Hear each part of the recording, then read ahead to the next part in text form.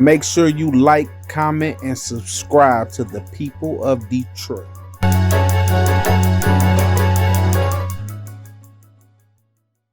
The pod, aka people of Detroit. We wanna put people on. You know what I'm saying? We wanna get the world to know more about Detroit. Well, what makes us different at the pod is that we want to have real stories by real people and displaying real triumphs. At the end of the day, in Detroit, one thing we know how to do is hustle harder.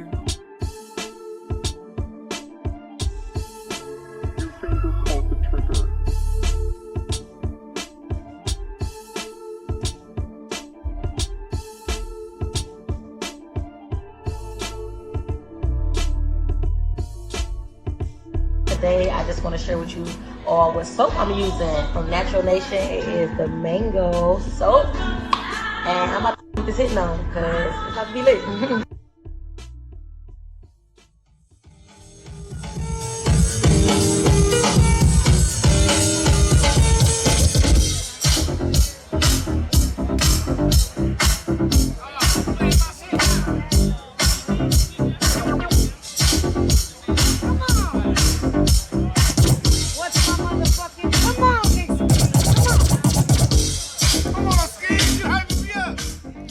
Yo. Y'all already know what it is. It's your boy, Sir LA. And it's me, your girl, Dahlia. And y'all in here rocking with the pod, aka the people of Detroit. Let's get it. Welcome back to another dog ass episode. And we got a very, very special guest in the building today. You know what I'm saying? It's crazy because this dude, he's still young, but he old at the same time. Like, he really been doing this cemented shit in this game, right? Forever. You know what I'm saying? He's a DJ, you know what I'm saying?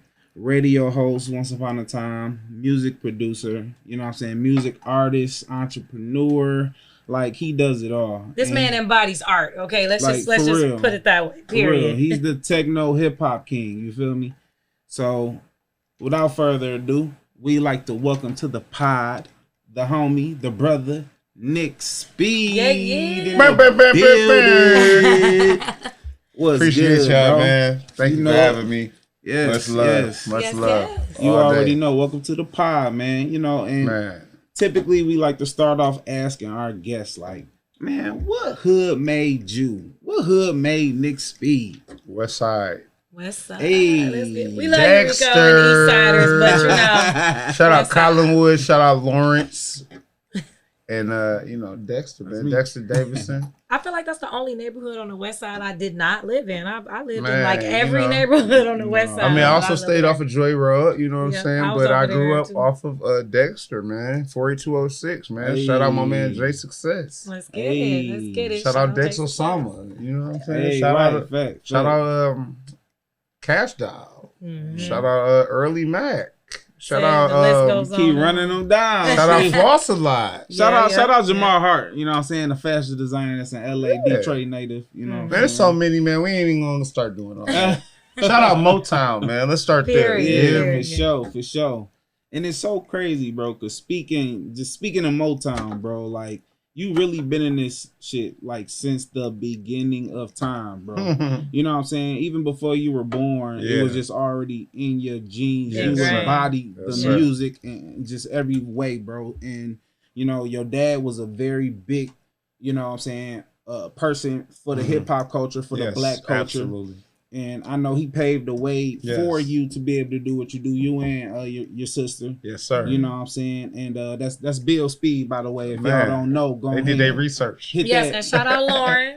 Hey, what's Shout up, out sister? Lauren. Yes. Hey. And if you don't know who he is, do your research. Bill Yeah. Speed, that Yeah. dude. Yeah. And he was. I'm gonna just start on him, and then I'm gonna go into you. Okay. Hey, you know what I'm saying? You already impressed me. No, for sure. We appreciate it. He was one of the first BT founders. Yes, sir. You know what I'm saying? Of the what was the show? Video Soul. Video Soul. Soul, yeah. Yes. So he helped found that. You know what I'm saying? It broke a lot of artists. The first national television show to broadcast black music videos. Facts. And that's major. Yes. So when Michael Jackson Thriller was out, when Prince Purple Rain was out, before MTV played black music videos, my dad was playing those videos. Facts. Created the lane. Yeah. So we talking about Anita Baker, Luther Vandross, all of that good stuff. Yeah, and your dad been in the game since '64, dog. Yeah, and man.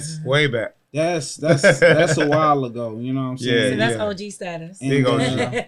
He had the privilege to do that. Yeah. And then, of course, you have your mother. Yes. Shout out Miss Pam. Yes, ma'am. You know what I'm saying? She was a teacher, so she educated our youth. Yeah, she's still doing it. She's still doing it to still this day. Still doing it. So my mom, shout out, man. Shout out out Mama Speed and Papa Speed, man. I sure. love y'all. For sure. So while your dad was doing his thing, you were born initially in Cali. Yes, sir. Because that's where they were doing their thing, and then while you were there, you were there a short stint. Yes. And it's when you went to DC when you were about 4 or so, 5. Wow.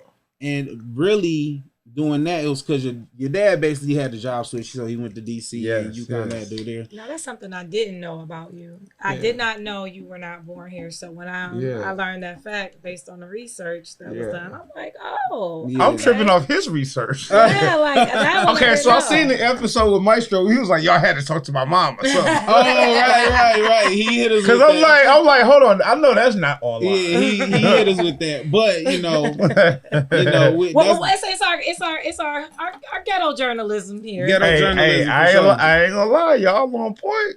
No, we appreciate it. I mean, it's facts. It's facts. Yes, sir. Appreciate it. And during that stint where you were in DC, you had the utmost privilege to be the first of the first 4-year-old radio personality. Oh man, where you actually had guests. And that's so cool. Talk to these individuals as a 4-year-old. Yes, sir. Let me say that again. As a 4-year-old, he was a radio personality in DC.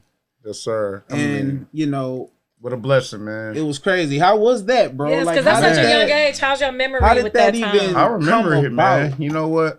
So how it actually came about was, when we first moved to DC and my dad was working for BT, doing Video Soul, my mom actually took me to get a haircut one time. And, the barber thought that I spoke very well for my age. Nice. Right. He was like, you know what? You should take your kid down there to the Children's Museum. Nice. And then, Children's Museum in DC actually had a radio station. Okay. And they had like some type of audition where you could audition for the radio show. Okay. And my mom knew I loved music and stuff like that. So she took me down there, and what can I say? I nailed it. You know what I'm saying?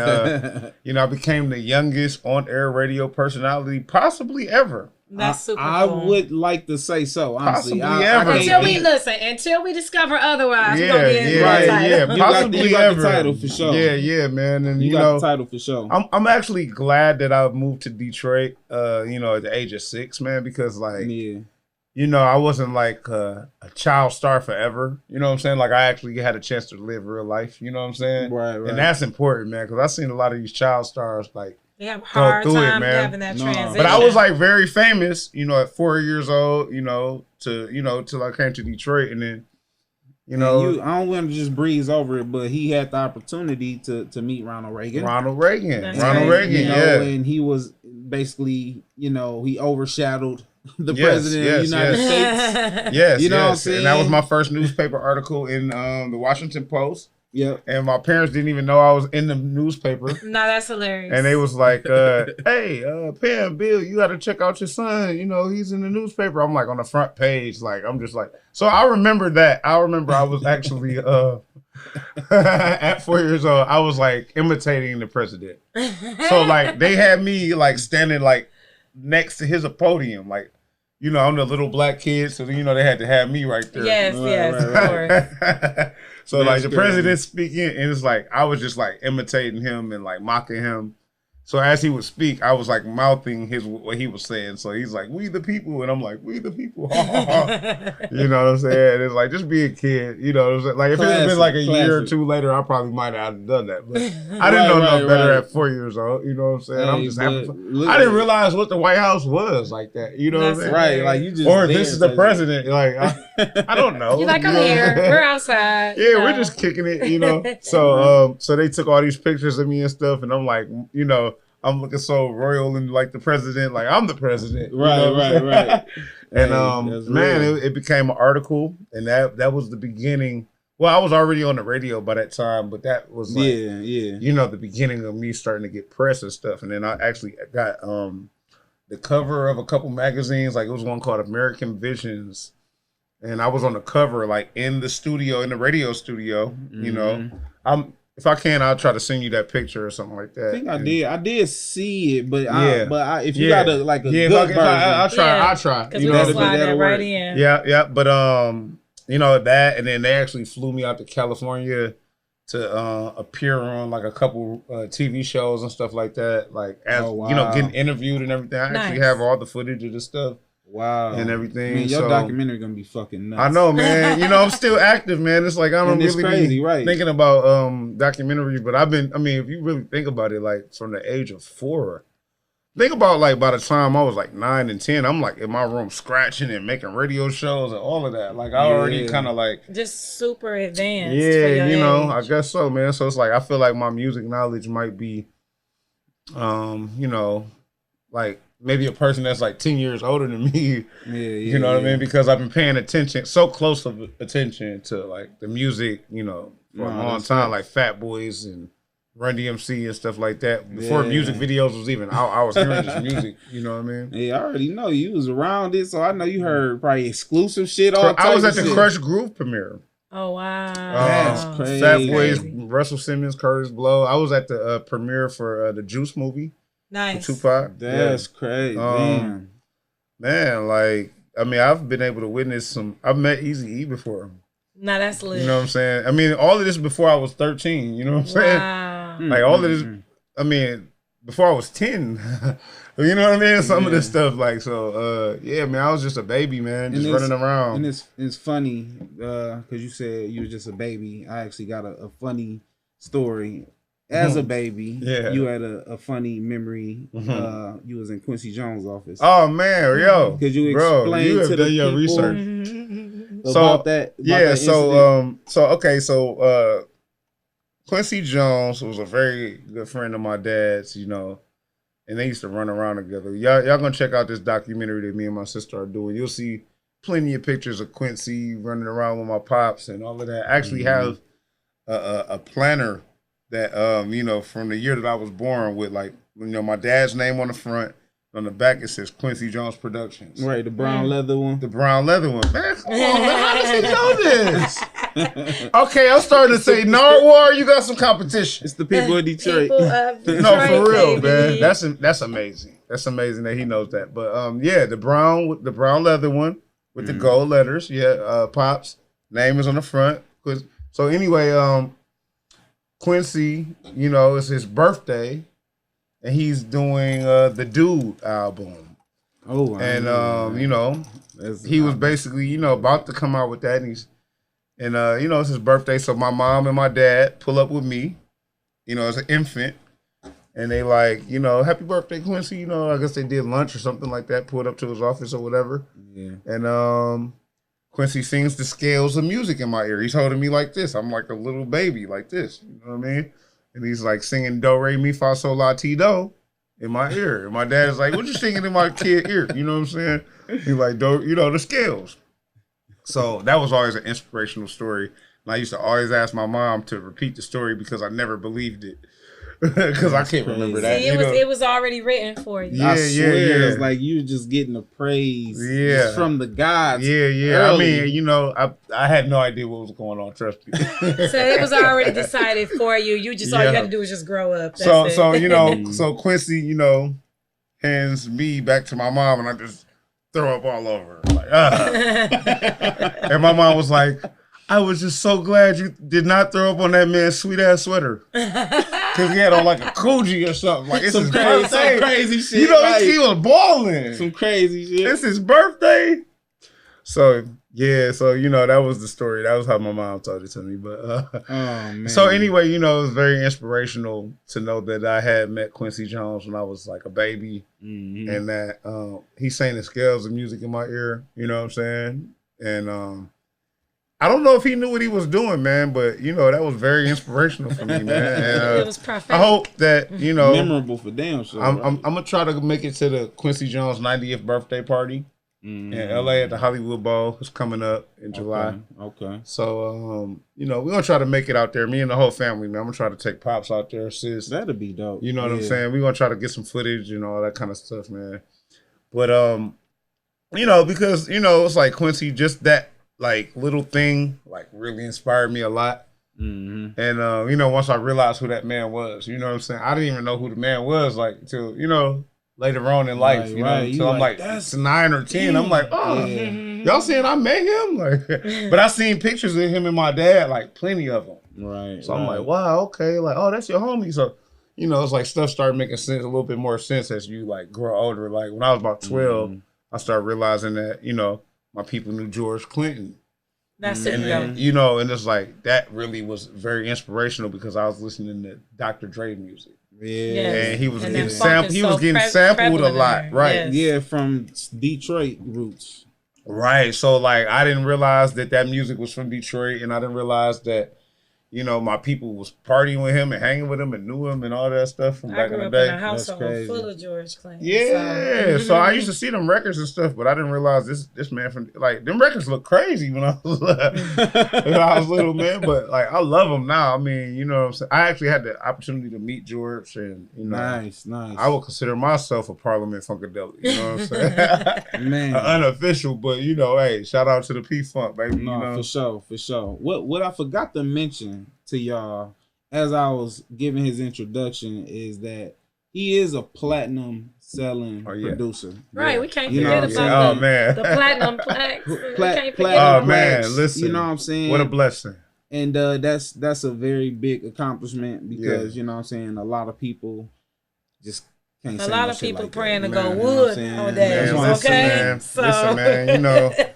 I'm forever grateful, and I'm forever thankful. For sure. And I'm just so glad that I had that opportunity, and that I was able to meet 50 Cent and Lloyd Banks and all those guys. And get down with the G Unit.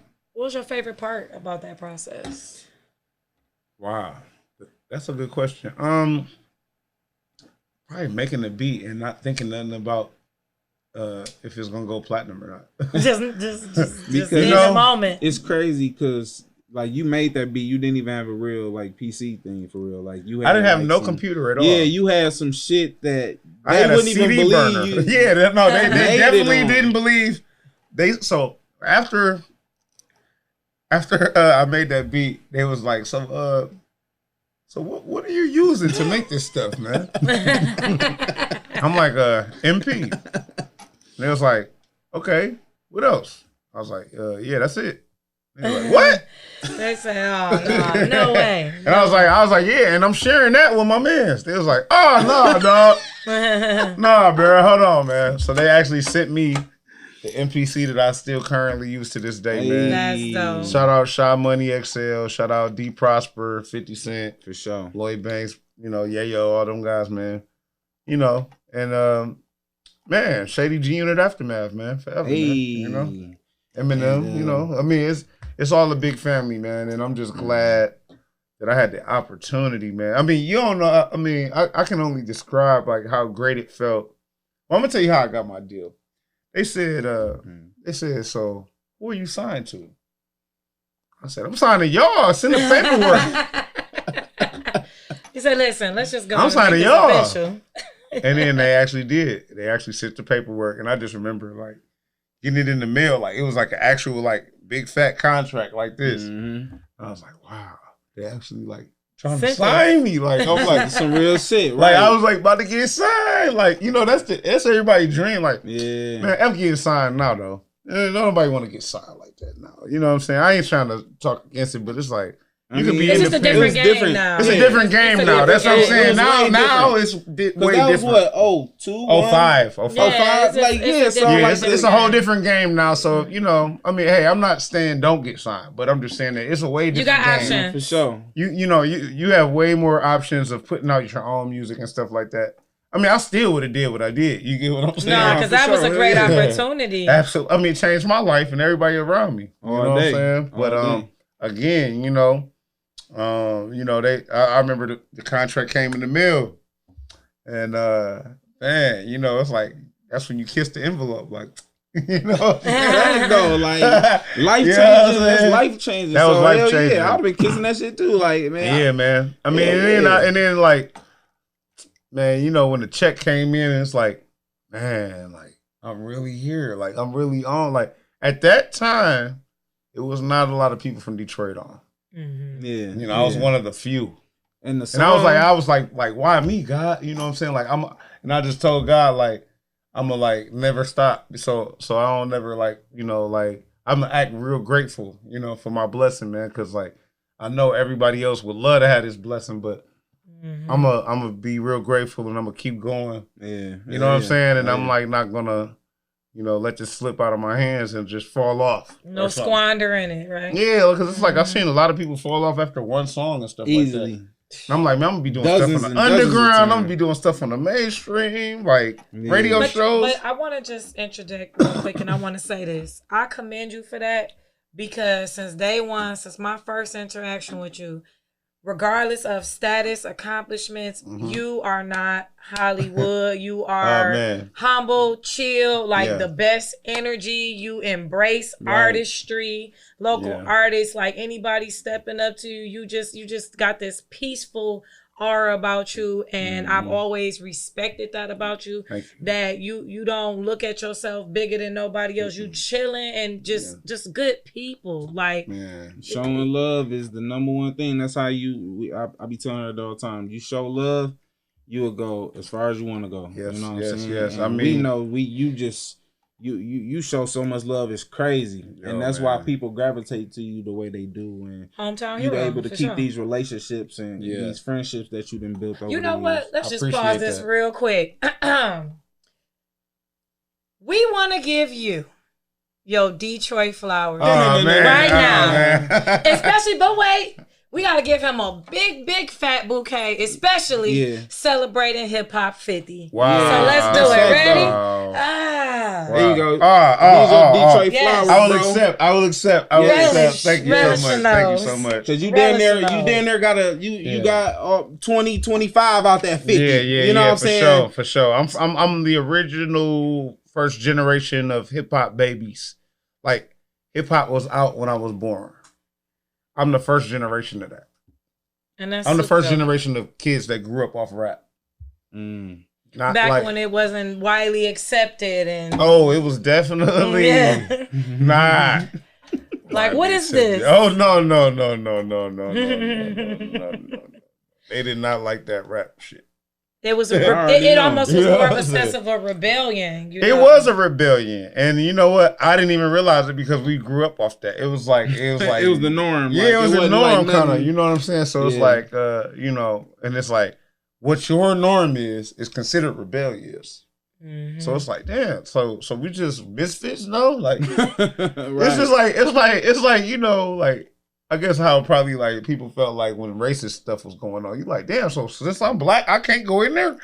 You know what I'm saying? And it was like, you know, like just because rap music, like, you know, it's like when Snoop Dogg and all that stuff was out, man, it was like, oh, we're crushing the rap tapes and, you know, Ice-T and all that, you know what I'm saying? Like all of that was like considered banned. And it just made Two-Live more. Crew, all it that. made everybody want to Course. listen to it even more. But you know what? As a people, like, what can we not even as Black people, but just as people in general, when we don't understand something, we instantly villainize it instead of trying to gain like an understanding. Right, because you had Cosby Show and stuff like that out, you know, which was great. I wish it was more positive examples of families and stuff like that out in the world. You know what I'm saying? Yeah. Family Matters. You Yeah, know that 90s. That like, was, you know, nothing like the 90s. Like Nothing it was pretty progressive era. It was pretty fly back in the day. You know what I'm saying? And then you watch, you know, I mean, it wasn't just black shows. You know what I'm saying? Yeah, It was all just in type general. of, Yeah. Step by step, Step by Full step, House, day by and, day. you know what I'm saying? All them good Full shit. House, yeah, man. So we was checking out all that. You know what I'm saying? But it was like,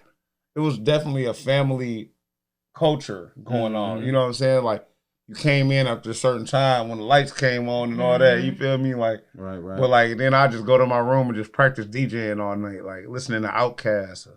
You know what I'm saying? One of my favorites. Like, come on, man. Like, you know, like I just like slip in the zone. Like I discover incense and I just burn incense. You know what I'm saying? Like, I couldn't smoke. You know what I'm saying? So I just be like, so that's the vibe. I just be burning incense, listening to Outkast and Nas. You know what I mean? Like, and it's like I was trying to figure out how to make that type of music. You know, it's like eventually, you know, like I became curious enough to say like, well, how do you make stuff like this? And it's like I had no teacher, I had no formal training, so I just had to figure it out. So that's why that's why I'm such an artist, because it's like it's unorthodox. It's like I had to learn on my own just off of like, okay, well if I put this with that, so when you see these top lists and all of that, like top 50 lists and all of that, none of that means nothing to me. No, because there is no ranking in art. You know what I mean? Like, how are you gonna say this is the best dancer? This is the best singer? I think you can only record certain stats, but to say of all time, that's always going to be based on opinion. It's only based on opinion. It's always based on opinion. It's only who you like, personally. Because it's like, okay. Whoever made this list, this they nigga. This they guy. Right. Number one, this they nigga. Technically, the only thing you can really track for real are metrics. Yeah. But when it comes to most influential, who's to say? So are we all supposed to feel this way because you put that as number one on the list? Basically. Like, no. That's what it is. Okay. My bad. I know. That's so what actually, okay. So while we are talking about it, Yeah. I gotta bring this up. So Billboard, I mean, honestly, come on, it's Billboard, y'all. Yeah. So it is what it is. We can't put too much emotion into it. Now, I wasn't upset that Outkast was named number one and Wu-Tang was two, because those are actually my top two favorite groups. But what was really strange was, how was Houdini not on that list at all? Ooh. So Friends. I'm like, How many of us have them? Ooh, you killed me with that one. Shout out Soup, because he's singing that same song. He was on his Oh my God. That's one of the best beats ever. And the rhyme. Come on now. Friends? I mean, the message. Let's talk the message, right? But Message that's was what I'm crazy. saying. Whoever that's number why- one, I can't lie. that's they nigga. That right. Somebody's That's the favorite only- group is Houdini, right? It's Somebody like, number why- one is Houdini. Why wouldn't the You said yours is? See? See? so See? it's like, Rico why wouldn't favorite the group is pioneer Houdini. of the pioneer be? Run DMC, because Run DMC had the swag, but Houdini. And then they was mixing the rock, the rap, lyrics. like they was doing Man, all they kinds of lyric. stuff. No, the Innovators. lyrics. Come on, Innovators. man. Yeah. One Love? And that energy. Friends? Ain't nobody had lyrics like them back then. Nah. The only group I would say that I could think of off the top of my head that probably can get credit for being the first people who had the most real lyrics would be Melly Mel. Melly Mel, yeah. But other than that, it was Houdini. Yeah. So that's the part that was interesting to me, is regardless of positioning, how did you not put Houdini on that list? Big That's facts. crazy. Like, Big not facts. one number on there. Yeah, Like- I ain't gonna lie. You right. Houdini does deserve a spot. Now, it was... I agree with you. I feel like they should at least been on the list. I can't say in what position, because everybody has their opinions on where people should be Yeah. positioned. Well, I but can't they wait to definitely clip should have this made part the right list. here. I'm posting They some shit definitely out should have this made the part. list, because I'm like, I do know some people were upset about Outkast being number one, because I looked at it like this. I mean, it is based on, everybody has different opinions based on eras and all of that. So that's why I don't trip on the 1 through 50, the position. Just how did they not get mentioned on that list at all? That was the thing. I get that, and I'm with you on that one. You hear me? Because, like, I mean, but now, I'm not mad at Outkast being number one. Myself, I'm not mad. They're one of my favorites. myself, I'm not mad. I mean, hey, Outkast might be number one. I mean, for me personally. I mean, they went diamond. They going off statistics. Well, not for you. They creation. I mean, because let's think about what is Billboard. Billboard is they track metrics. They track sales. Yeah, they track metrics. They track sales. They track spins. And if we're going off of that, Outkast went diamond. Of course, period. So I mean, they're probably. But overall, worldwide influence, that W. That Wu-Tang W. That Wu-Tang is that W is out here. I mean, I seen that W on people I wouldn't even expect to see it. I'm not ashamed to say I'm definitely I've worn that W on me like it was branded. Listen. I done spent some nice cheese on tickets. I would say probably a large percentage of people that I know have owned a W shirt. I have I several. got a few of them. I still got one with bleach stains on it that I refuse to throw away. All three of us have owned a W shirt, right? Multiple. We've all owned a W, right? Multiple. Yes. The Wu-Tang W. Shout out to the Wu, man. Watch your step, kid. And listen, I'm going to just personally shout out RZA for wetting me with the champagne after 25 years. Yo. I'm going to shout out RZA because I got a chance to meet you downtown in a bar, in a hotel. What's the name of the hotel? Foundation? With the train? Yeah, Foundation. The Foundation. Oh, you was there when I was DJing with him? Well, you was there too? I was DJing. Yeah. I did not fucking know you was there. Yes, I was looking there. at Wu-Tang, nigga. That's true. Yeah, y'all was there. I was Ill DJing. shit. You know what? It's whack though. He left me at home. It's all right. Next time. That was so, you know. Man, big up to the most influential, man. Yeah. Wu-Tang, Yeah, Wu-Tang definitely. Shout out. But Outkast was also the most influential also for me too. It just depends on how we look at it. I mean, but like I say, man, it's all your opinion. This is toss up for me, man. I mean, it's like when you say Biggie and Pac, you know what I'm saying? It's like, it's your choice. Because Wu-Tang and Outkast, for me personally, I can't decide. You know what I'm saying? But I did get a chance to work with Ghostface, man, last year. That is fire. Nice. Oh, because you know what? He was here making his rounds too. I remember. Yeah, when they did the Wu-Tang tour. At the time, I mean, I actually had a chance to DJ with RZA, man. I mean, that was a dream come true, man. That's lit. You know, I mean, this man I've been studying since, 1990, what? You know what I mean?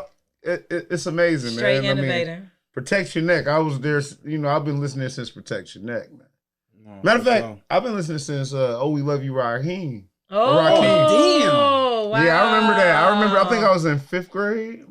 You was back on that way. Damn. I told you I've been paying Niggas don't attention even to know music about I that can't even for a long time. I can't even. I don't remember. No. I don't know if I remember Jizza Come Do Me, but I do remember Oh We Love You, Raheem.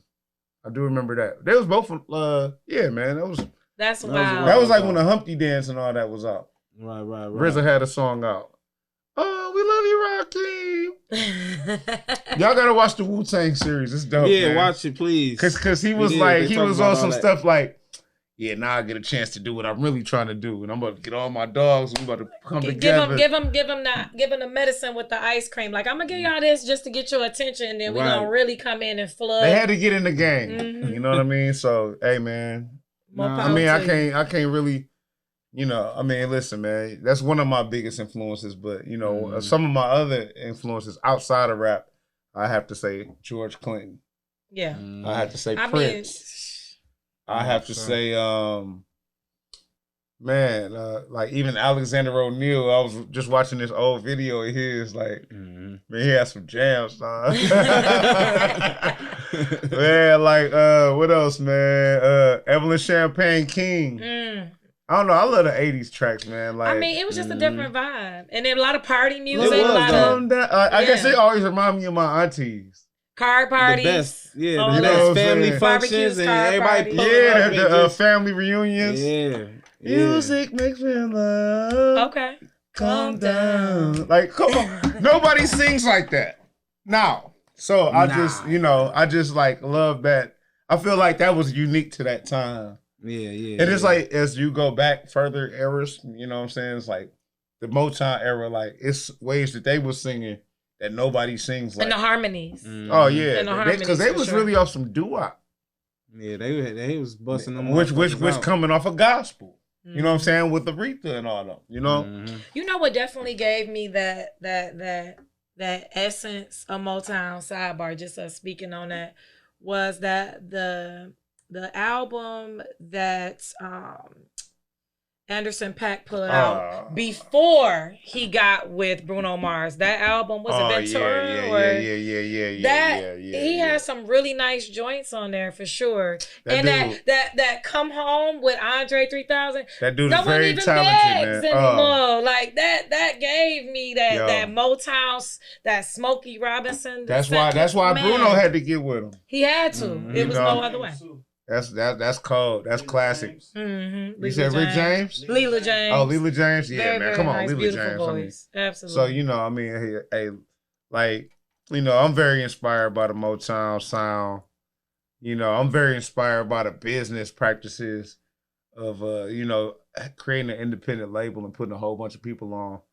You know what I'm saying? I don't know about how they contracts and all that was, but I'm just saying that, for one label or one roof to, produce Michael Jackson, Rick James, Marvin Gaye, Stevie Wonder. I mean, nothing but heat. It's like to come from, and they saw every street that I'm looking at every day.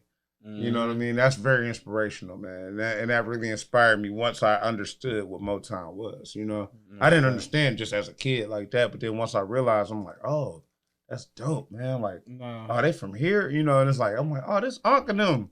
You know what I'm saying? Like, so the spinners and all that. That we're moving towards. I mean, because if we look at it now, we kind of still have that energy, but it's more with hip hop. You know what I mean? Well, you know what? Motown had a very nice elegance to them. Mm-hmm. They was very classy. They was really professional. And I think that's what they brought to the game. You know what I mean? Like they had that charm school.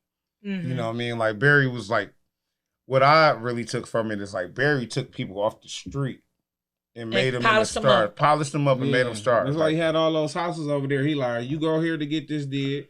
You go here to record. Mm-hmm. You go here to do this. You know what I'm saying? He was just this gonna be your management like over here. Factory, like the Chrysler line, like for real. Yeah. So I'm always taking notes. You know what I'm saying? And I'm always trying to figure out how, in a modern day sense, I could, do something like that. You know what I'm saying? But it's other people that I study as well. Quincy Jones, Jack White. Jack White is so incredible, man. I mean, that guy has come out of here and just done some amazing things, man. I don't know if y'all ever been to Third Man Records over there on Canfield in Midtown, man. But y'all should check that store out, man. It's like Jack White got 100 products with his name on it, man. That's beautiful. That's something to see. You know what I'm saying? A guy from Detroit did that. No, I know, like, with the producing, you know what I'm saying? I know that's your main baby right there. Yeah, absolutely. You know what I'm saying? And just how the people you were naming, Quincy, and all these people that helped you mold your style into what it is, you actually kind of started rapping first. Yeah, absolutely. Right? Yeah, rapping was first, actually. And you went to CMA? Correct? CMA, yeah. Communication and Media Arts High School, man. Shout out to Dr. Darius went there. T. Cal Meese, man, Majestic Legend. Shout out T. Cal Meese. Yes. Lyric. You know what I'm saying? A lot of people came out of there. It's actually a journalism school, but for me personally, I took the lessons of journalism and I adapted those writing techniques to my music. Nice. That's nice. So basically, the lesson was to simplify. So I learned how to basically become very universal and simple with, relating to a large audience, through my music. But I was approaching it from a journalistic point of view. So we was all supposed to be little Bryant Gumbels and all that. You know what I'm saying? Because I was coming from radio. So I thought I was going to be a reporter. Right. I mean, I started off as a reporter 4 years old. So, of course, I ended up in a journalism school. And, in actuality, I probably should have been at DSA. I was thinking that too, like, yeah. Detroit School of Arts with Aaliyah in them, you know what I'm saying? Right. Even though Aaliyah a little older than me, but I'm just saying that, like, like, that's probably, musically where I should have probably been, or artistically. Right. But I'm glad that I did attend a journalism school because that, again, I just took the information and I applied it to my music. And like I said, the main message was, basically write like you're talking to a fifth grader. And it's like that is going to keep my message where everybody can understand it. You know what I'm saying? Like when you see like the New York Times or something like that, that's not marketed to a fifth grader. It's like, it's not even pictures on that newspaper. You know, we was learning from newspapers and stuff, but like when you see like a USA Today or like a Free Press or something, all of that is written in language that anyone can understand. Mm-hmm. You're right. You know, from a you know, just a newspaper perspective. Just we're talking about journalism here. Mm-hmm. You know? It broadens your audience too. Though. Yeah, so that broadens your audience. So that's why I feel like I was able to, you know, communicate with millions of people at the same time. You know what I'm saying, and sell millions of records because I was able to simplify my message and simplify my music enough. Where, you know, like, I mean, my uncle played jazz music. You know what I'm saying? My uncle played, he was best of friends with Donald Byrd. And then one of my other uncles, he played bass for Eddie Harris. So, you know, jazz is kind of like that's like the black classical music. You know what I'm saying? It's like, you got to know your instrument to play jazz, you know. Like, you know, your mind is moving when you're doing that. So I could take something like that and I could break that down to boom. You know, it's like, oh, okay. I'm always thinking of a stadium. Like, I'm thinking of like, okay, if I got 80,000 people in front of me, how am I gonna get them to do this? All right, everybody, you know what I'm saying? Yeah, no. You know, it's like you already mapping it out. As you exactly. So, like in my mind, I'm thinking of having 80,000 people in front of me. And like, how could I communicate with all of them at one time? So like anybody who's ever made a hit, like I look at them as very talented because they're able to communicate with a large amount of people at the same time. I feel like that's very, you know, that requires a certain amount of talent, whether they even realize it or not. You know. Now during your CMA days, was that when the 925 colony formed? 925 colony formed. Wow, man. Where's the stuff at online? Because I don't know. All right, so 905 Colony, man. Actually formed. So I started in 9th grade. My boy Ski, he actually went to St. Mary's elementary with me, and then we reconnected in high school. Like I hadn't seen him in a couple of years, and then you just like go to your high school. You're like, oh, my dog. Right. So, and it's like somehow we realized that we was listening to some of the same kind of rap music. Like he was listening to like Black Moon and Mobb Deep and all that. That's what I was. I'm a hip hop dude. Like, so and he was pretty hip hop too. So we was because his older sister Taliba, shout out. She used to take us to all the concerts, the Roots and Fugees and all of that kind of stuff. So she, he had I was the oldest in my family, you know what I'm saying? Like, shout out Lauren. But, like, I was more or less the one to convert people to the KRS-Ones and the Wu-Tangs and stuff like that. Everybody else was listening to E40, Spice One, MC8, Too Short, So let me give y'all a different flavor real quick.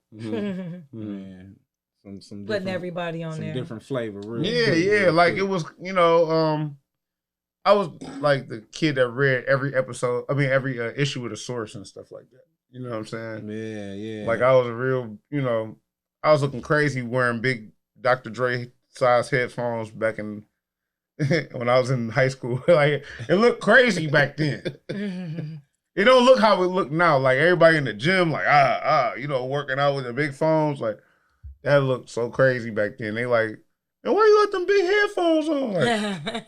Like, wearing fatigues and all that. Same things I'm doing now. You know what I'm saying? But you just really embrace the culture and not just listen to the music. I just never was afraid to be myself. You know what I'm saying? And I didn't care what nobody thought. Period. And it's like it didn't matter. Like I was just. It didn't. You know what, man? I remember like one of my counselors. I said I wanted to go to Specs Howard or something like that. They was like, no, you shouldn't go to Specs because that's not a accredited school and blah, blah, blah, blah, blah. So I ended up going to Henry Ford Community for like a couple months or something. I don't know, whatever. But then I was like, man, I'm about to just do music, bro. Like, because I figured that, I needed my youth more for music than, because I was trying to do film. You know what I mean? Right. And which that's what I'm doing now, though. Right, because you're writing a script, right? Yeah. We actually, I'm writing a script for the Juan Atkins story. Nice. And I'm also working on super dope. Yeah, and we're also working on a documentary for my father. So I can't wait. That's me and my sister are working on that together. So that's, I mean, for my first film project that I'm actually producing, I've scored movies, but for the one that I'm actually producing, it would be with my sister, man, my blood sister. Nice. Working with my pops, man, that's gonna be amazing, man. I'm so Dope excited. for your family legacy too. Man, I'm so excited. Wait till y'all see this story about Papa Speed, man. It's gonna be big. Now, when you said you during the 9 to 5 colony and when that was forming, and you said you met Ski. Yeah, so Ski. So we wrote a rap and math class. Right. Exactly. Sounds about right. So yeah, it's like it's numbers going down on the chalkboard.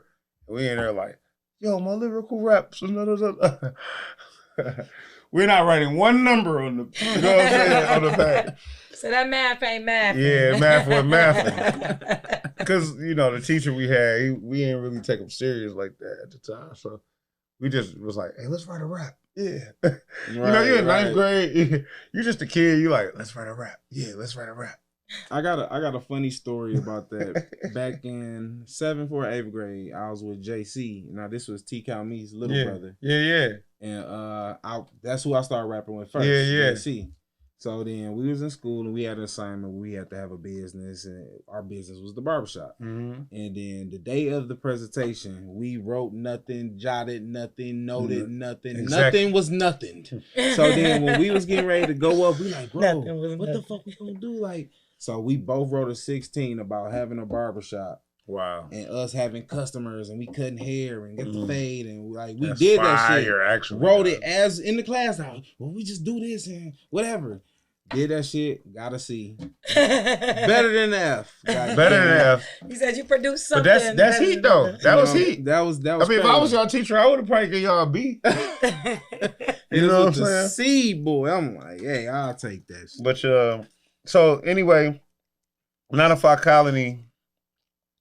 All right, so since I was coming from radio, we actually got a radio show on 90.9 WDTR, which is the Detroit Public Schools radio station. Okay. So that's how 9 to 5 actually started. So in 9th grade, we had a radio show. I mean, I'm just young. I'm like, oh, I want to do a radio show again. You know what I'm saying? Oh, my man, he listened to hip hop. You gonna be my co-host?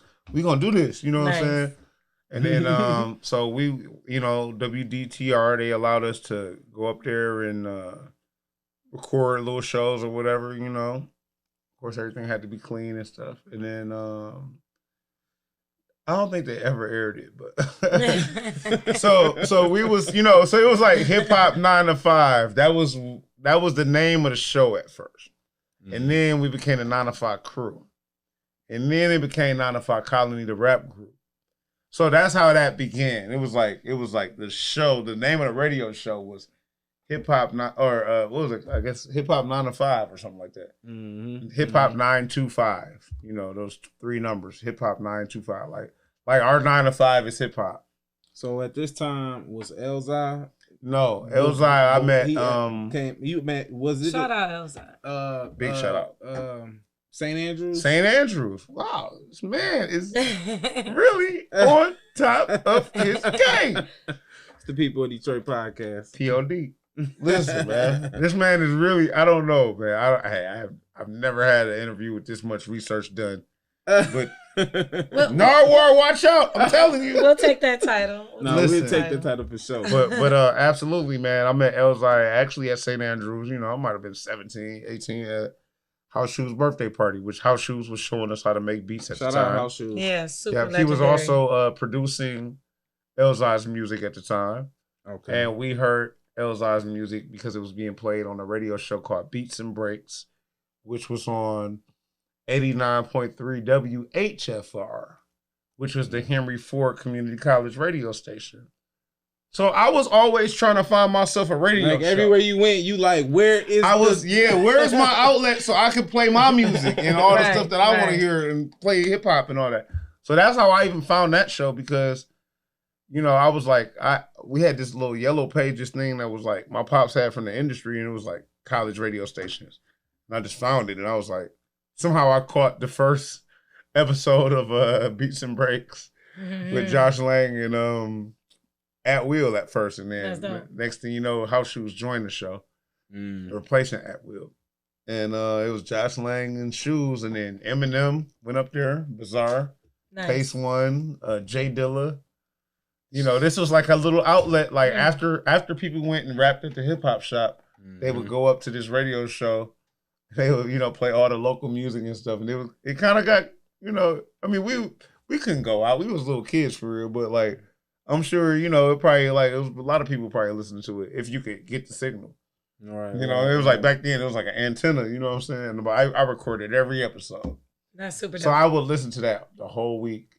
I would record the tapes, we would dub the tapes throughout the whole crew. T. Cow Meese had some, I had some. We would, if I missed something, so that's how we heard LZI music was on Beats and Breaks. Got you. And then when we met him, I'm like, bro, I love your music.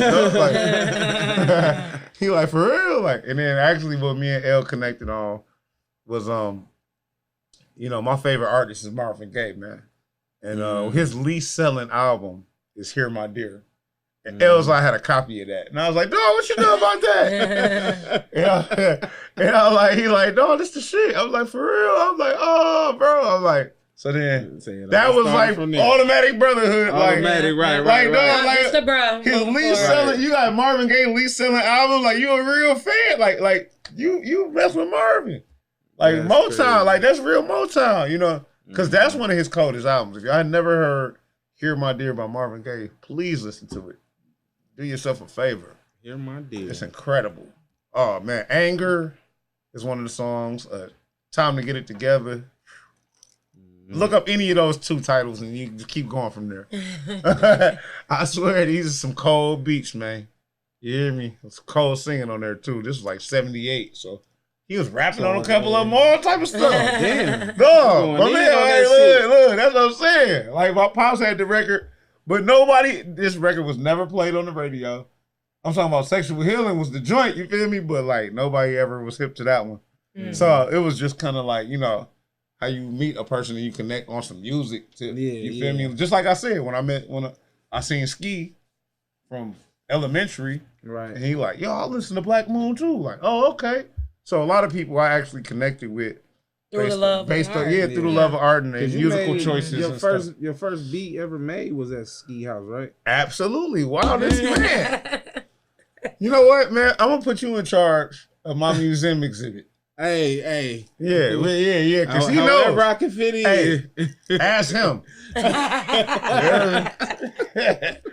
No, I'm serious, man. Listen, man. So if you want a dope interview and it really to be focused all on you, come to the people of Detroit. Come to the people of Detroit. Y'all already He has no notes sitting in front of him, guys. I mean, I ain't gonna fly. I kind of do. Hey. But I'm so used to... He has a system. He flowing, bro. He has a system. You know what I'm saying? My man flowing. He has a system. My man flowing. He got a system. He flowing like libations. You know, I sometimes I can't lie. My fiance here, he surprises me sometimes. I'm like, man, I think you missed your calling as a private investigator or something. I don't know. Could have been a PI doing some shit. I'm telling you, he get it happening and done over here. But that's the whole point though, because we won't. That's a good interview, man. I watch typical podcasts and it always kind of be the same, so we kind of try to do shit, ask questions, we bring want up to shit like, really show our guests in the best light. Like I wanted T in here. How did you know that? First of all, he didn't call your mama. I'm shocked. He didn't call your mama. But you know what? You know what though? You grew up with T brother though. Yeah. But still, that's crazy. Like, I thought you weren't even gonna know who Ski was. He like, yeah, you made your first beat at Ski's house, didn't you? I'm like, what? Yeah, actually I did. That's crazy. Yeah, it was horrible. The beat was horrible. So on the side note. So we was passing around a little beat machine and everybody like, all right, yeah, you make a beat. Like, it was just like some teenager stuff to do. Yeah. Like, we didn't have nothing else to do. But pass around something. But pass around a little beat machine. All right, it's your turn. All right, yeah, let's see what you got. Let's see what you got. And then, all right, it's like, then it's your turn. I was like, all right, let's see what you got. And it was like, everybody was like, okay, yeah, that was straight. And then they passed it to me. I'm like, I'm like, it's still recording. It's like, like immediately. I was like, Bro, I was like, dog, let me just take it home, dog. Let me I gotta marinate with let me see this mug, dog. Like, I gotta sit with this, man. Yeah, like I didn't know what I was doing. But I mean, according to the crew, they said I started making some of the better ones that we had. So it was worth it. Right. I like Ski. You gotta let me borrow this, dog. Mm-hmm. He was like, all right, man, yeah, go ahead. Yeah. But I mean, you just like hearing that and just seeing like the dedication. Like, really, your dedication is crazy because you really wanted to learn this shit and you really wanted to know. Yeah. Like, and just to bring up a few things, like, you love this beat shit so much. I do. The What If song that was produced for 50 Cent that you did, yes, sir. You actually mailed that. I mailed it in the mail, like with a stamp. You mailed it there. You know what I'm saying? FedEx. And then another example of he go hard for his craft is, could you explain to the people about when you took that 12-hour trip to New York? Yes, to New York. Let's Lord talk about Jesus, it. man. First of all, I didn't know what I was doing. I thought I was going to meet Kanye. Why did I think I was going to meet Kanye? Because my boy met Kanye at Northland. And then I ended up finding out that John Monopoly was Kanye's manager. Because I'm like, man, what y'all going to do with that? Then you just met Kanye. They like, I mean, I don't know. I mean, he was cool. I'm like, bro. So they didn't seize that opportunity. I'm like, come on, man. I'm like, man, I'm about to call my man, dog. So I called John Monopoly, and I said, yeah, I'm my man you met at the mall in Detroit. Hit the finesse button. Whole different character. Finesse button. Somebody hit the finesse button. Hey, look, that's how you know the music industry is damn near evil, because everybody lied their way in. So what I did was I was like, yeah, I met y'all at the mall. Yeah, that was me, bro. Hey, man, I'm about to be, hey, can I meet y'all in New York, play out some music or something? They was like, hell yeah, all right, for sure. They probably didn't even know. Because I'm like, they're not going to remember my mans anyway like that. You feel me?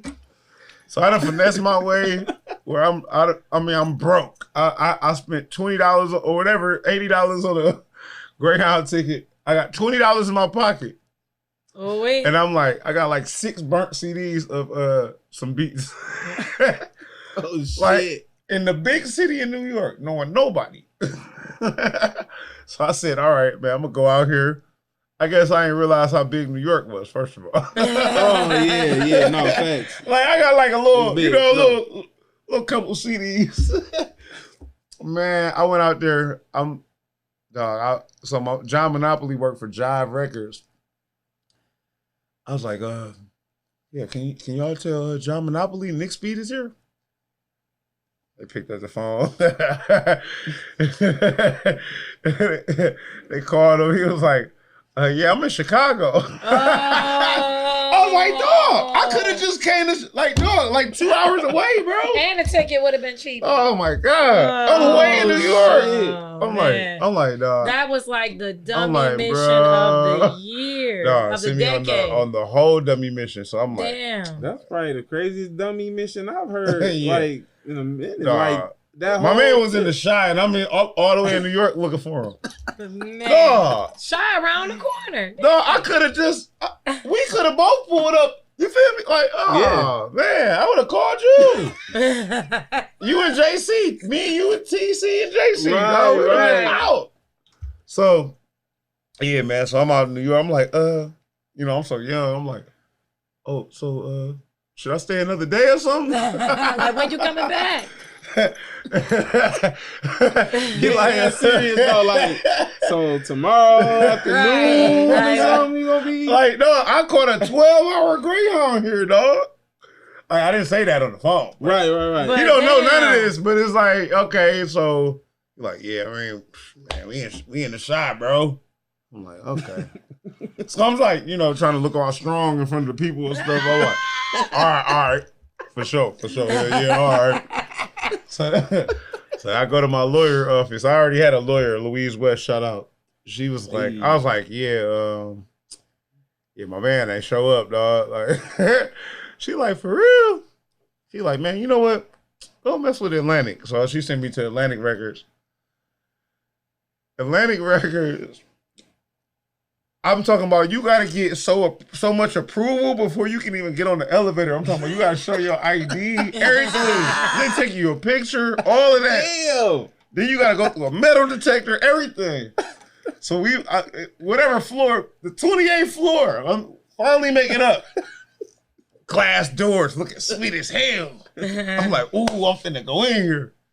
Man, somebody came and opened the door. And I just handed him this, and it was like, yeah, what's, you got your CD? I was like, yeah. I was like, handed it to, I just like took it out, like, yeah, this shit right here. He was like, all right, good luck. And then just sent me back downstairs. I was like, bro, you mean to tell me? So I done went through 20 minutes of getting approved to come up here. To hand you some shit. Like, I'm talking about the nigga down there just reached his hand out the door and just took the CD and went back in. I'm like, shit. I'm like, oh. Wow. So this is my first experiences in the music industry. So I'm like, damn. You know what I'm saying? But like, I didn't know what to expect. Man. So I'm like, damn, all right, you know. It definitely got real. I'm like, all right. So now I'm realizing I'm running out of CDs because I only brought 6 of them bitches. So I'm about down to 2 now. I done probably handed out one on the street just trying to be sweet. You feel me? Yeah, you know what I'm saying? My little beats. Oh, Lord. I'm dead. Man, listen. So then, the next person hopped in the elevator. I was like, hey, dog, is it a Kinko's around here or something? You feel me? Like, y'all know where to get some CDs burnt or something? He was like, you know what? He was like, actually, you know what? I burn CDs, man. So follow me. So I'm gonna end up following him to the little, you know, he had a little office or whatever in there or something like that. He copied the CD for me. Nice. And then he ended up introducing me to whoever was probably reached their hand out to grab it. Mystery nigga, hey. Mystery hand, CD grabbing nigga. So then next thing you know, I'm kicking in there for about an hour or two. Like they love me after that. Oh yeah, man. It's all about who you know sometimes. You had to get walked in there. Man, so I got a line, I say it's not about who you know, it's about who introduced you. Oh, yeah. You know. Because that's the whole point. It was like, I didn't have no introduction. They just knew, I don't know. I just damn near rang the buzzer and had a CD in my hand. They was like, okay, yeah, for sure, my dog. Yeah, hell yeah. They probably. And this shit 04. This shit like 04, right? Yeah, it's like, like probably 04. Yep, exactly. It's on point. Man, listen, it definitely was 04. So, like, you know, got my little CD, man. Yeah, so, like I say, man, I ended up kicking it with them. And then, so how the 50 situation came about is my pops used to live in New York for a minute. He used to stay in Bed-Stuy, Brooklyn, you know. And he had a younger guy, you know, that was, you know, younger than him, of course, older than me. But he was, like, trying to be his intern or something at the time for Impact Magazine. Okay. So Rashidi Hendrix, he ended up working for MTV or something like that, but he allowed me to sleep on his couch for the night. You know what I'm saying? For that one night. I was only supposed to be there for one night. I didn't know no better, man. So you know, I'm about to go to New York for one day, meet up with Kanye. I'm about to meet Kanye. Right. We about to go eat this. We about to go eat some food. Dollar pizza, everything. So, man. So, you know, Rashidi, I'm like, man, Kanye wasn't even there, dog. You know what I'm saying? So he's like, man, let me hear this CD, dog. So he listened to it, you know, I guess like probably after I left, you know what I'm saying? Because I ain't had no extra days on the couch. that day was up. We had an expiration date. It was over with. It was like, okay, well, yeah, you know, I check it out. Because that Greyhound ticket was still valid for that day that I needed to leave. You know what I'm saying? Oh, yeah. So I had my little day in New York. Hey, you had fun? You ate pizza? You went to Atlantic Records? Hello? Nope, go. So anyway, he heard the CD. He was like, I think I probably hit him up and was like, hey, man, you know, I made it back to the city. You feel me? Did you check out the stuff or whatever? And he was like, actually, I did check it out, man. It was kind of straight, man. You know, it was all right. Like on some old Detroit shit. You know how Detroit don't never just, yeah, sure, yeah. That shit straight. That shit straight as hell. Yeah. It's just straight as hell, dog. I ain't hate it. Shit. It was cool. You know, it was cool. That shit was cool. I'm like, all right. He was like, man, you know, so eventually he's like, man, I gave it to 50 of them people, man. They said they was fucking with it. I was like, oh, for real? Like, this is my little bootleg, little beat CD I done made in the D. You know what I'm saying? He was like, yeah, they said they was messing with it. So, me and Elzai put out Witness My Growth through Up Above Records in New York. So this is like a couple months later. I just mentioned, like, man, I heard G-Unit was like feeling my beats or something, but I ain't heard nothing. So, this dude named D Nasty called D Prosper on the three-way and was like, oh, I know them. So he called D Prosper. He's like, man, I got this young dude from Detroit, Nick Speed. He's like, oh, no, he said, I got this young dude named Nick Speed. He's like, oh, from Detroit? Because I've had Detroit on my CD. He's like, Smart. Oh. Yeah, he was like, oh, from Detroit? Yeah, give him my personal number. Tell him hit me up, blah, blah, blah. So I sent another beat CD, FedEx, and that's when Lloyd Banks and them started picking beats from me. And then they ended up coming to Detroit for the Massacre album from 50 Cent. And then they invited me to the release party in the Townsend, the Townsend Hotel out there. And I just met up with them and we just like played beats and they was asking me like, who else got dope beats? So I just told them about all the dope Detroit people. And Lloyd Banks just picked beats from everybody from Detroit. You know what I'm saying? And including me. I mean, me first. He already rapped on my beats. But he was getting a little, and then his album got leaked. It's called The Big Withdraw. It's a bootleg called The Big Withdraw online. You can look it up. Because he put Push on the song. Yeah. So that was The Hunger for More Part 2. So I'm on a couple Lloyd Banks joints, you know what I'm saying? Like so yeah, that was my first big single, man. Shout out Pusha T, man. Shout out Pusha T. The Hunger for More Part 2, man. Streets of Detroit, it was the name of the beat, man. And man, what a beautiful thing, man. You know, I met a lot of people just based off of that was my first music video in the game. Lloyd Banks and Pusha T, man. Look it up, man. It's shout out to Lloyd Banks. We was just speaking about him the other day, listening to some of that. Lloyd Banks is the punchline king, man. Nigga, as a matter of fact, it's more to rap. You better stay with your gap.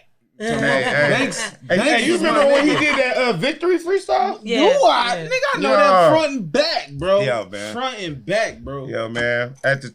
Listen, man. Lloyd Banks, you're still one of my favorites, dog. No, we gotta get back in the lab, man. Hunger for More 1, the first one. I had that in fucking 9th grade. Like, yeah, man. So like, shout out, man. I mean, and the best thing about it is that I was able to like be a part of something that was like the hottest thing in the industry at the time. Ingrained in hip hop history, really. Honestly, I was ingrained in hip hop history. Yeah, it just so happened that my sound was compatible with their sound that they was doing at the time. Like I wasn't, even thinking about G-Unit when I was making those beats, originally. Right. I was just trying to make T-Cal Meese a couple beats or LZI. Right, I'm on some Detroit shit, really.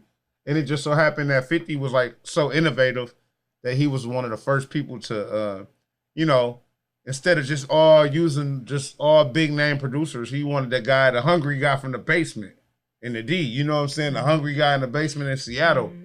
And he knew he was going to sound different from everybody else. Right. Yeah, and it's like, he was looking for guys that was on the come up, man. And he was like one of the first people to do that, Other than that, shout out to all the... Shout out 50. Yeah, for sure. Absolutely, man. Shout out Fifth, man. And changed my life. Because from that, you went on producing shit for, shout out Soup. Soup, man. You know what I'm saying? Shout out Talib Kweli, Music Soul Child. That's my favorite artist. Oh, man, That's my favorite R&B singer. Oh, man, I love music, man. Shout out, man. Be Real, some Cypress Hill, Snoop Dogg, like. Yep. Uncle Snoop, like, come on now. Slum Village, man, don't get me going, man. That's what I said. We have to sit down with some popcorn and talk about roll them credits. Yeah. But I've been fortunate enough to work with some of the, some of my favorite artists and some of the best that I think ever did it.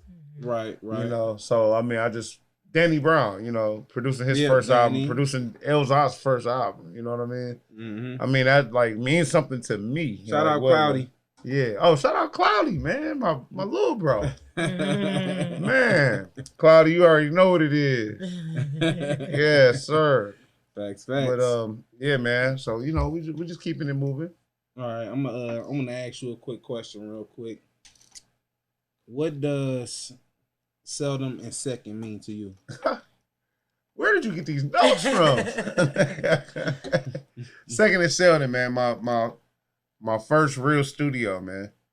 I had a apartment. My first apartment was like a hand-me-down apartment because my grandma and them used to stay in it. It was yours. All right, it don't even matter. But then they moved out and I kept it. You feel me? So then I got second and seldom, which was the biggest, craziest looking apartment ever, bro. Like it was like a house. Like it was like front to back, like from the front door to the back door. This is all one apartment. Like we ain't never seen no shit like this at 23 years old. You know what I'm saying? Is that the Brush Park? Yeah. Well, no, the Brush Park was separate. Yeah, Brush Park is separate. See, this is the thing, man. A lot of the areas that I lived in have all become $1 million areas, man. I don't know why. But once I see that construction going on, I'll be like, that gentrification. Gentrification going. Right. You know what I'm saying? Now I know what's going on. Bring them in.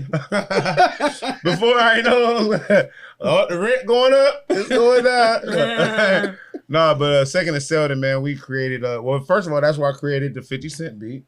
You know, that's why I created Hot Soup with Danny Brown. Nice. A lot of my early productions, the Talib, you know, man, actually, one of the best things that ever happened over there, since we on a pod, since we on the pod. Yes, you know indeed. it. People in Detroit in the building, let's get it. Man, this is, you know how Fat Joe be like, people be thinking I'm lying. And he a Leo too. I'm a Leo. So I feel you, bro. But sometimes it do be sounding like, all right. It was one time that I got a ride home from work. You feel me? I used to work at Wayne State part-time, like 4 hours a day or something. My auntie's store. And then, you know, I was getting a ride home. And, you know, we just sitting in the car, just kicking it, you know, chopping it up. My man say, hey, is that $1 right there? Is that $1 flying in the air? And I say, hold on, let me see. You know, it was 100. And then all of a sudden, all type of money just start flying down the street, bro. I swear. Bro, nobody, like, I had no footage of this or nothing, dog. It was like, it was no time to take out your phone, nothing, bro. Like, it was, dog, second and seldom.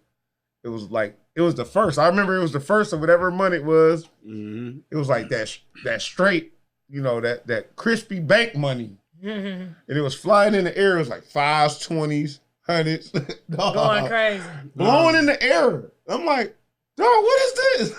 So I'm like, dog, I better get this before all the crackheads get it. Hell yeah. So I'm just like, run around. You know what I'm saying? I'm trying to, you know, you be like, trying to step on the money. Shit blowing over here. You like, shit. Hey, I ain't got no fucking pockets. Shit that flew across the street. I'm in the field. I'm like, oh. I'm like, I don't care if I look crazy right now, dog. Because the first $1 bill was 100.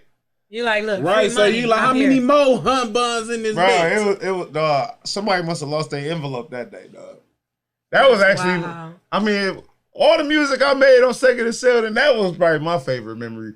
It was money flying in the air, dog. It was like out, dog. And then my man was like, well, shit, I know you gonna tear me off something because I the one told you. Like, bro, so you gotta help me catch Your man's want his percentage right, too, Nick. Hey, I ain't gonna lie. He did not jump out the car and grab none of the money. He was not shooting. Cause he like, nigga, you gonna be on camera if anything. You come back in the car with the cheese. Man, dog. That's hilarious. Dog, because we used to call that little crack park right across the street. Oh, I got an even better story. Hey. Oh, man, wait. Look. Okay. You mentioned T-Cow Meese. Right. He know what I'm about to say. We got to clip this. No. So when I first got my G-Unit check, you know what I'm saying? First of all, I took it to the bank. They said, we need to sit down with you, sir. They was like, no, this ain't looking right. Yeah. How you go from like $18 to like some racks. You feel me? So they like, hold up, bro. What do you do? They said this was an unusual activity in your account. So, you know, I had to explain what I do. What. You know what I'm saying? So, you know, I broke it down. And then, you know, first thing they advised me to do was get a studio. I'm like, okay, I'm about to go get a studio. I'm about to go Guitar Center, you know, buy me a studio, get Pro Tools, you feel me?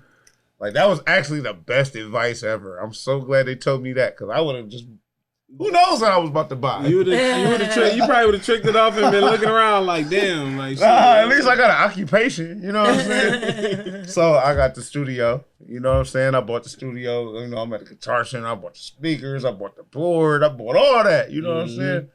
So then, I realized, like, okay, I got to take this in the house. But I'm still at Second and Sealed. It was kind of like the ghetto. We got Crack Park right there. He said you got to take all this equipment So in I'm here. like, oh, no, I can't just be seen just taking in a whole bunch of boxes in my shit in the daytime. Like, that look crazy. Yeah, no, yeah. Like, oh, you just walk. Oh, you somebody just, gonna see your Oh, you got some heat. Okay, we oh, coming to see somebody you. hit a lick. We coming to see you. Oh, you hit a lick, huh? I'm talking about, oh, yeah. So I say, hey, T, I need you to pull up on me, dog. So me and T Calbese sat in the car for hours, just chilling, drinking, smoking, whatever we was doing, till about 4 a.m. I said, all right, I think it's time, T. So then I had T help me out, like carry all the stuff inside. I'm talking about, I got brand new keyboards, computers. All that shit. Dog, it was no way I'm about to be in the middle of the ghetto carrying in 20 brand new black, 20 new boxes, dog. It was no way. That's why black people, we move at night. So yeah, we can't do the daytime. So yeah, when I think of Second and Sealed, yeah, that's another story I think of. I think of that time that me and T had to wait till about 4 a.m. to carry in all the new studio, man. That's crazy. You made sure that shit was getting in there. You like, oh no, it was getting in there for sure. In this no, for sure. But I had to wait till like it was nobody outside. He said, I don't even want to see you geeking down the I'm street. talking about if it no lights on, I'm talking about everybody sleep. I'm like, okay, bet we got about like 20 minutes, dog. Let's go. And we just carried it in one by one, boop, boop, boop, boop. And then that was it, man. So shout out T, man. He helped me carry me in my new studio, man. That's how you ride for your man. That's hilarious, dog. That was so funny, man. So yeah, I mean, we made some good music over there too. We had some good times. You know, we always ate a lot of Honest Johns and some the Majestic Pizza, Sergeant Pepperonis. You know what I'm saying? Shit sounds kind of fire right now. Hey, I ain't gonna lie, I still remember the first Sergeant Pepperoni slice I had. I was like, "Whoa, this is great! I gotta do this again a few times." Run it back. Shit. I gotta spin the block, dog. I'm spinning the block for sure. No, man, but man, that was Second and Seldon, man. That was the foundation, man. And I only moved over there because Danny Brown lived over there. He stayed on Cass and not Seldon. I guess Seldon was the other side street, but Brainerd. Yeah, Cass and Brainerd. He stayed in that little brown building right there across from DSA. Yeah, and then I met him, and then like at the time I had to move in. You know, I left my little Joy Road apartment. You know, I was staying in that my grandma used to live in. You feel me? And then I stayed with my auntie for a minute. I'm like, man, I gotta find me a crib, bro. And then so like. He like, man, yeah, holla at the people. And then next thing you know, I moved around the corner from him. So me and Danny was hanging every day for years before we made Hot Soup. Oh, wow. We was hanging every day. So the foundation was drinking 40s. Stupid.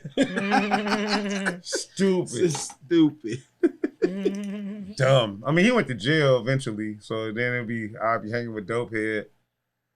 And then I'd be hanging with B-Mom. And I'd be hanging with the whole family, Chips, everybody. So I just became the recording studio. Because, you know, once I got their equipment, I mean, I didn't charge none of them for studio time. I'd just be practicing recording their songs. Right, because you like, I might as well just get what I need going. Build my talent up some more. more. So it's like, you know, what's funny about like getting on is like, you know, you get on. And sometimes you get on and you ain't even really that serious like that. But then you be like, oh, I got to get cold now. Like I actually got to get cold. Sometimes it Gotta takes master that opportunity or that. Sometimes you just have to have that awakening. Like, oh, this is real. So let me. This is real. Yep. Oh man, look. Oh, Come on, pulling man. them I out. want to show y'all something. Beautiful piece of art. This brother next to man. me has been putting work in for fucking years. He got a lot of vinyl out, a lot of tracks out. And this right here is the Coney Island with him and Ro Spit. Yes. When did this group start? Because Coney Island is a group. Yes. Coney Island is a group. Right. Now, how did that come about with you and Ro? You know what's amazing about that, man? There was actually a contest called Beat 16. And during the pandemic, nobody had anything else to do.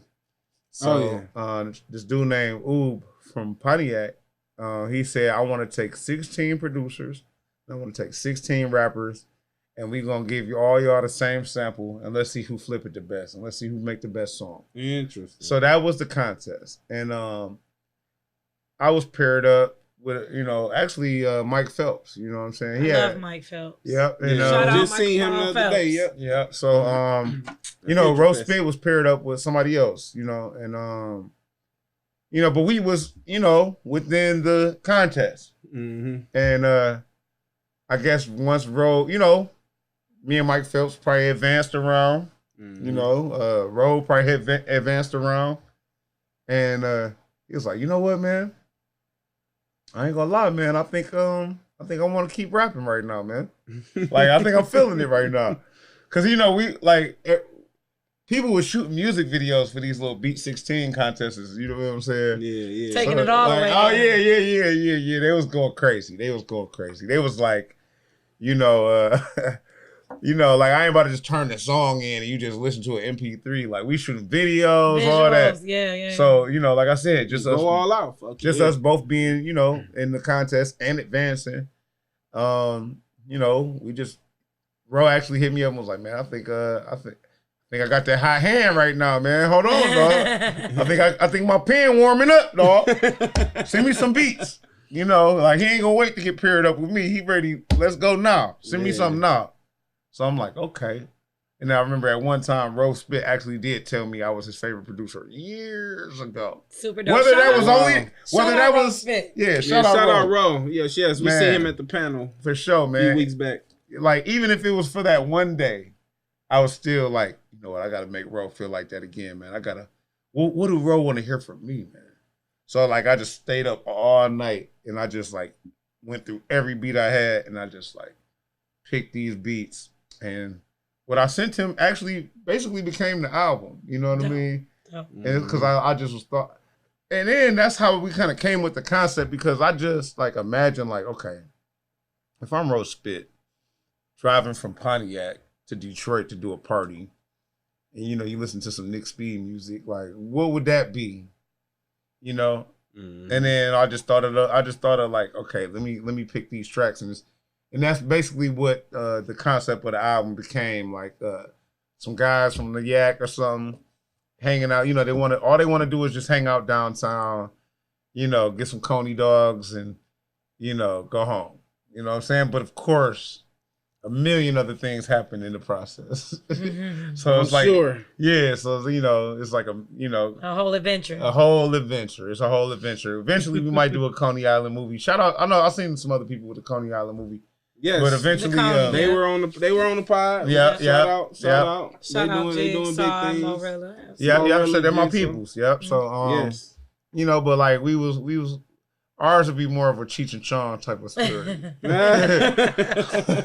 You know what I'm saying? Like, hey yo, like this, these guys is hanging out. They just blow, trying to get downtown, and then like my man girl keep blowing them up, like. He like, I'm on the way, baby. She like, no, what is all that in the background? You know what I'm saying? He like, no, that's the speaker. We got the speakers and shit going. You know what I'm saying? Right. So like, yeah, y'all should check it out, man. It's pretty cool. But man, we got the Coney Island block party. We only do it on holiday weekends, man. It's actually tomorrow from when this episode is shot. So by the time y'all see this, we already had a good ass time. Yeah, it was lit as hell. Just make sure you make it to the next one. Yes. Yeah, holiday weekends. Make sure y'all look out for us, man. Coney Island Block Party, Eastern Market. Yes, hosted by Ron Dance. Yeah, man. It's going to be a special, special time every single time. So many people's birthdays. Sold out every time, man. I'm just so blessed to be a part of the group Coney Island, man. I swear, man. Nice. You know, and like I say, man, you know, Ro asked me for some tracks, and then it wasn't nothing else to do during the pandemic. It was nowhere else to go. So why not create? So we just rented out the studio for like every other day. And we just had a party in there like every other day. Because it was absolutely nothing else to do. So that's how that album was created. Every single session, all of the same people pulled up. Ron Dance, Marv One, Indy, T. Cal Meeks. Oh man, Maestro who recorded and mixed it. Yes. I mean, it was just, you know, the whole Quest McCody. Everybody was there. Shout out Quest McCody. A whole lot of excellence you dropping right now. Yes, Brody James was there. Like, you know, we was just having the time of our lives. It definitely was the most expensive album I've ever made. I can't lie, you know, because like normally I would add it up. Like, damn, you know, you be like, every other day, you know. We did this for 3 weeks straight. Every day. Wait, hold on. This carry carry the one and the. All right. Oh man, this map definitely not math. Yeah, it got a little, you know, but hey, man, you know, so but it was worth it. Every penny, man. I see a little trinket right there. What's okay, this there? right here. What's this. that? Okay, so check it out, man. This is my portable record player that I'm dropping in the anniversary for the 50 years of hip hop, man. Yeah. Yeah, we only doing 50 limited edition record players right here. Dope. This is the first time a hip hop artist has independently owned their own record player, man. Come on, innovation. You know, let's go. I'm quite sure I've seen like a couple DJs' names on like a Techniques or something like that. But this is the Nick Speed Company. You know what I'm saying? Nick's Electronics. But in actuality, I'm just marketing this as a piece of art. You know what I mean? We'll get. It's gonna get to that. Yeah. This is the prototype of what's to come. Yeah, we're doing a limited edition of 50 of these right here, and you know, for the most part, we're gonna put the year. So each year of hip hop from 1973 through 2023, there'll only be one of those years. You know what I'm saying? Like one per year. So you might have 1988. She might have 1994. 88 I was born too. 87. Oh, okay. So that's crazy. That's crazy. You said that. So you know, y'all got to put your bids in now, pre-orders. You know, and you know, like somebody might want 74 or whatever, 80, you know, 82, whatever. You know what I mean? And let me show you an example of how this thing works, man. Okay. This you know, it's battery powered. You know, I feel like we're doing like an unboxing. Yeah, a little bit, man. Like one of the things, you know, about this record player, man, is I wanted to really. A lot of people have been supporting my records, you know what I mean? But a lot of people just put them on the shelf. They never even heard them before. And I just wanted something that could just fit on your coffee table, like, you know, like we don't got to have a whole stereo system and all of that and just be cooped up in the house to listen to records. Like you can take this to Belle Isle. You can take this to the park. You can take this to, you know, the beach, whatever you want to do. Plug it in the car. Nice. You know what I'm saying? And we're gonna drop. Let me see where we at.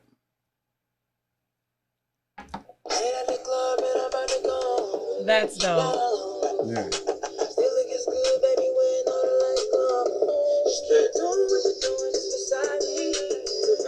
Very dope. That's crazy. Yeah.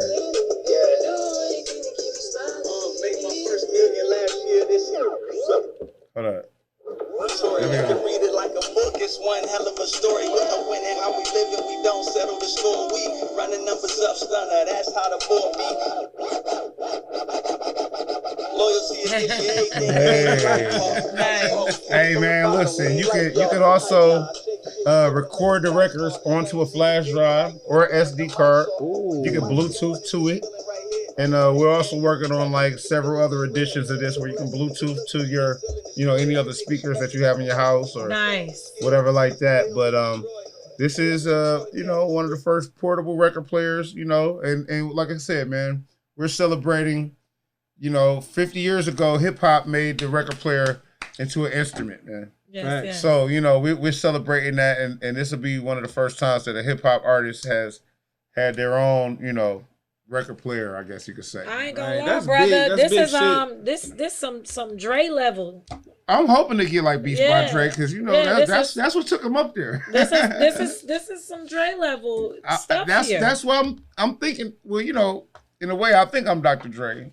You know what I'm saying? I would say so.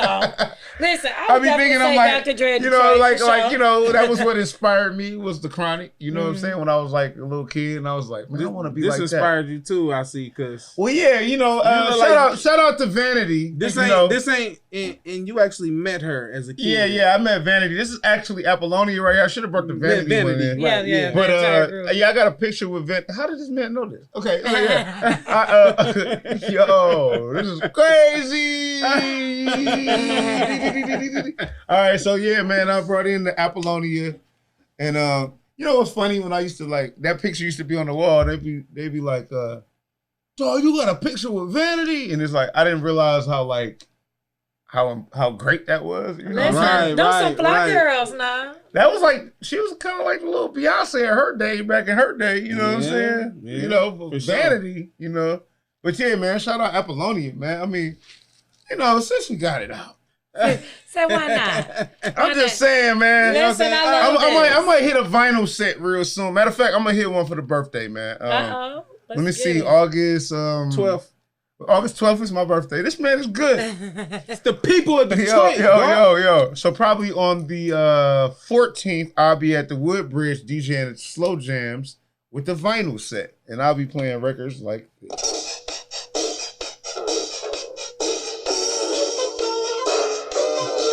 I need one. Hey. This is crazy. That'll make for a nice picnic. Yeah. Nice little coffee table joint. Yes. Hold on, man. Y'all ain't ready for all that. They feeling it. Y'all ain't ready for all that, man. Sex shooter. Y'all know about Purple Rain movie, man? Right. Purple Rain movie? Man. Yo, man, I really appreciate it, man. You guys have actually. This is the most. I can't believe the facts that you know. I know, man. I know my people stay in this area, dog. I'm about to ask them to pull up before me. He pulling the maestro on us. Maestro. Well, Maestro will definitely be watching this episode. He gonna be like, "See, I told you, dog." They on some other shit. Right. You know what? We just genuinely love our guests. We love hip hop. We love learning as well. Man, I love learning. Because we're learning, even though we've had our dealings and run-ins with different people in the industry in our city, we still continue to learn more and more and more about the wonderful artists and our pioneers. And it's just we want to make sure we're doing our part and pushing the culture forward and making sure that generations is learning about the people that paved the way for us to do this. You know guys what I are mean? definitely doing your job. I swear. You guys appreciate that, bro. You guys are definitely taking the culture to another level.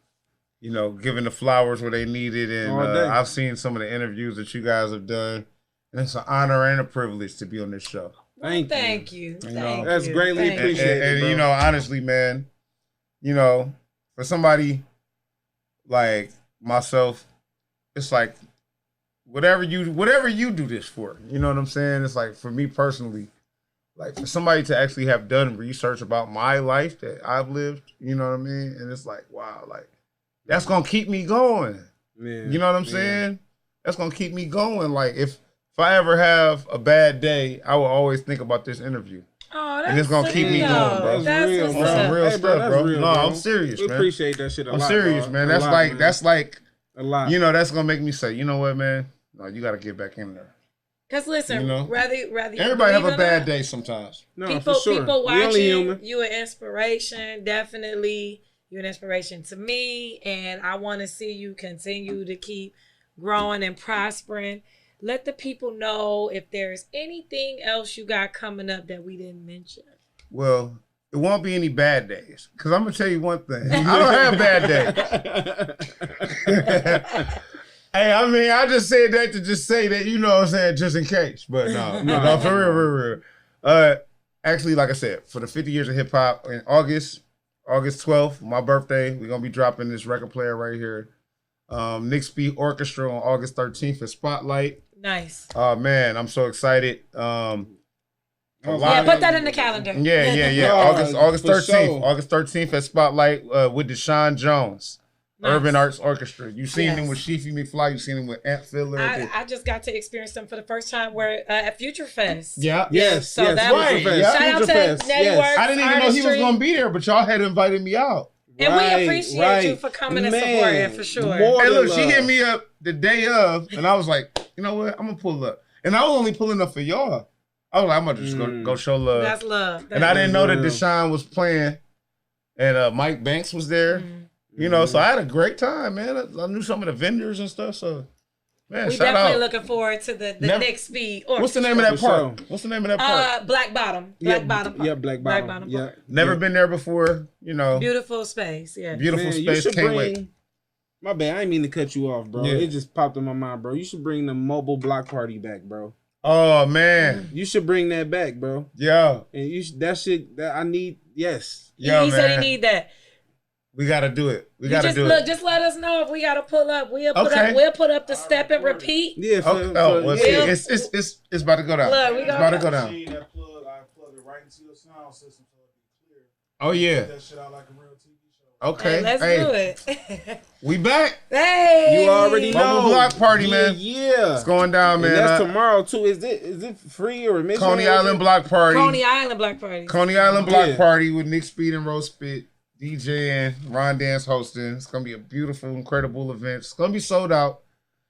Everybody, make sure you get there early. There will be a little fee to get in, but we gotta, we had to get the permits to block the street off. I know, overhead. That's as expected. You know what I'm saying? Yeah. Like you building something, you Yeah. trying to build like some ill shit. But we got so much support, man. We got so much support. It's like the whole city just been coming out. They actually seem like they've been wanting us to do more events than we doing. You know what I mean? Like we like, hey, we just trying to limit it to the holiday weekends and, keep it at that so it's special every single time. Yes, we're not that trying sense to, of urgency to come back. Like, we don't want to do weekly and all that and, every other, nah. We just trying to keep it special. Like big family reunion vibes, I love it. I love it. Classic music. You know what I'm saying? That's what we promoting right now. I know this goes without saying, but let the people know how they can follow you, Mr. Nick Speed. Nick Speed ENT, Twitter, Instagram, Facebook, everything. Wherever else. You know what I mean? Google them. I was about to say Google. Google that man. Very Googleable. Yes. Yeah, Nick Speed. Hey, yes. They say I got a Wikipedia page. Okay. No, you made it. You got a Wikipedia. That's how you know you made it. When you get one of them, like, shit. And I didn't make it myself either. Man, we greatly appreciate you, bro, pulling up on the pod, bro. Definitely. Man, a great time. It's all love. It's love every time I see you, man. Our album is coming out July the 14th. So we gonna give you that. We gonna give you that though before you leave. We gonna send that to you. You know what I'm saying? Before you leave. But I need that. The official date is the 14th, but we gonna send that to you before you leave. We get you exclusives. Yeah. Okay. And then shout out my dog Sheefy McFly who did this cover right here, man. It's beautiful. Incredible artwork. We have a couple parties coming up. Ghetto Tech Brunch. That sounds great. Yeah, at the Elephant Room. Nice. So Ghetto Tech Brunch, we just started that for the movement weekend, and it was quite a success, man. So we're gonna keep it going. I'm gonna have to pull up to that. Ghetto Tech Brunch, y'all already know what that's about. Oh yeah. DJ Assault, we playing that. That DJ Godfather, but we are the originators. Yeah, but more importantly, we're playing original Nick Speed and Sheefy music. Oh, nice. Shit. We make our own Ghetto Tech. You know what I'm saying? This is not the same Ghetto Tech set you hear at every other party. We want to make sure of that. You know what I'm saying? We're not just, because it's kind of becoming this, well, hey, listen, man. Shout out to all the jitters, and all the people that's rocking and supporting Ghetto Tech and all of that. But you know, we're not gonna keep the same set going in every club every We time. gotta switch it up. We gotta keep it fresh. So we got some brand new original ghetto tech because a lot of these songs is throwbacks. You know what I'm saying? So a lot of these songs been around since New Dance Show, and that's why we play them. You know what I mean? But like we try to make the new classics. You know what I mean? Like yes, indeed. So you know, look out for. Actually, we got Where the Hoes on here. You know what I'm saying? Where the Hoes is on this one. Do you right see here. that? Look at this sticker right here. Oh. See this? Right. This shit fresher than the bitch. Hey, you already know, man. And Nick, bro, Brother. all love. You know, it's hugs over here. Oh, yeah. You know what I'm saying? Love. Greatly appreciate it. You know, but everybody out there in the YouTube world, we greatly appreciate y'all. But in the meantime, in between time, y'all already know what it is. It's me, your boy, Sir LA. And it's me, your girl, Dahlia. And we greatly appreciate y'all for rocking with the pod, aka the people of Detroit. Nick yeah, Speed. West Side, Nick Speed Hip-hop in the 50 building. Detroit. Let's Yeah. get it. Best interview ever. Hey, I love It's it. a wrap, That's baby. exactly what we was going for. Make the music, make the music.